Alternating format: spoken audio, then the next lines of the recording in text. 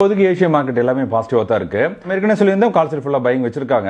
அதே மாதிரி put sale 24,700 வரைக்கும் செல்லிங் வந்துட்டாங்கன்னு சொன்னோம். பாருங்களேன், அதே மாதிரி மார்க்கெட் இப்போதைக்கு பாசிட்டிவா தான் இருக்கு. போன வாரத்தில் இஸ்ரேல் ஈரான் மேல தாக்குதல் பண்ணியிருந்தாங்க. இதுக்கு பதிலடி கொடுக்கிற விதமா ஈரானும் இஸ்ரேல் மேல தாக்குதல் பண்ணிட்டு இருக்காங்க. ஹைப்பர்சோனிக் மிசைல், பாலிஸ்டிக் மிசைல் இருந்து ஈரான் பல வகையான மிசைல் கொண்டு தாக்குதல் பண்ணிட்டு இருக்காங்க. அமெரிக்கா 20க்கும் மேற்பட்ட ஏரியல் ஃபியூல் டேங்கர் விமானங்களை இஸ்ரேலுக்கு அனுப்பிச்சிட்டு இருக்காங்க. இதுல இருந்து போர் இன்னும் அதிகமாகும் அப்படிங்கறத நமக்கு இதுல தெளிவா தெரியுது. 0.05% ஃபால் ஆயிருக்கு. ஜப்பான் மார்க்கெட் இன்னைக்கு 0.9% பாசிட்டிவா இருக்கு. சைனா மார்க்கெட் ஹாங்செங் 0.08% பாசிட்டிவா இருக்கு. ஜிஎஸ் நிஃப்டி 0.2% பாசிட்டிவா இருக்கு.